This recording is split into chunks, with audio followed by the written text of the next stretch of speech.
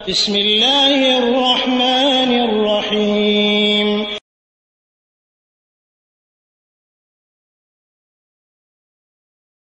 আলহামদুলিল্লাহ ওয়াসসালাতু ওয়াসসালামু আলা রাসূলিল্লাহ।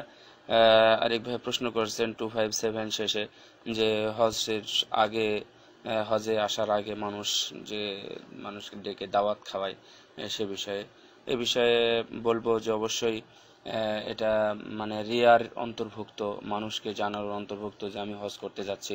আপনারা মানে যাই হোক দোয়া চাওয়ার নামে মানুষকে ডেকে একত্রিত করা হয়, এটা অবশ্যই উচিত না।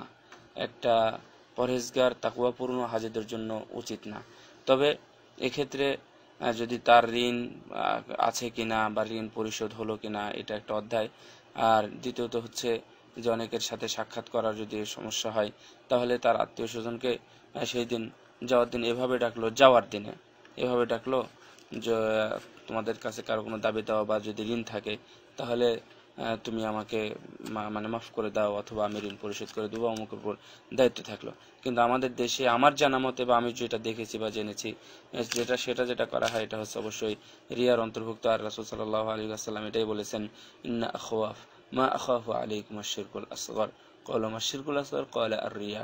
রাসূল সাল্লাল্লাহু আলাইহি ওয়াসাল্লাম বলছেন যে আমি আমার উম্মতের ব্যাপারে সবচেয়ে বড় ভয় যেগুলোতে পাই তার মধ্যে একটি হলো শিরকুল আসগর, অর্থাৎ ছোট শিরক করা। রাসূল সাল্লাল্লাহু আলাইহি ওয়াসাল্লামকে জিজ্ঞাসা করলেন সাহাবীগণ, আল্লাহ রাসূল ছোট শিরকটা কি?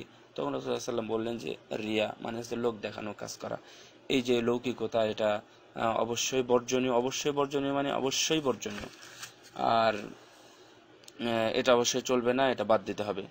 আপনি হজ করার সময় সম্ভবপর মোবাইলে বললেন যে বাবা আমি যাচ্ছি, মানে আমি এগুলো করেছিলাম, এগুলো রেখে গেলাম, যদি ঋণ পাতি থাকে তাহলে আমি যদি না আসতে পারি তাহলে তোমরা এটা অন্য মাধ্যমে পরিশোধ করে নিও, এটা করতে হবে।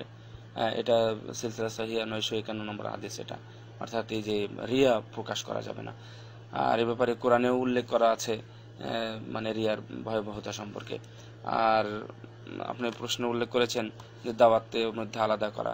আসলে এই ধরনের দাওয়াতে শুধু না, যে কোনো দাওয়াতে মানুষদেরকে আলাদা করে খাওয়ানো বা আলাদা করে সম্মান করা, এটা দাওয়াতের সুন্দর নীতি বিরুদ্ধ কাজ। এ ধরনের নীতি অবলম্বন করা যাবে না। হ্যাঁ, আগে পিছে কোনো কিছু না থাকা, কোনো কিছু শর্ট পড়া অথবা কোনো পর্যায়ে যদি থেকে থাকে তাহলে সেটা ভিন্ন জিনিস। কিন্তু এই ধরনের ছোট বড় বা গরিব মিসকিন বা আত্মীয় স্বজন অথবা বাহিরের সাথে দুইজনের সাথে দুই ধরনের আচরণ করা, এটা উচিত নাই। আল্লাহু আ'লাম। সাল্লাল্লাহু আলা নবিয়িনা।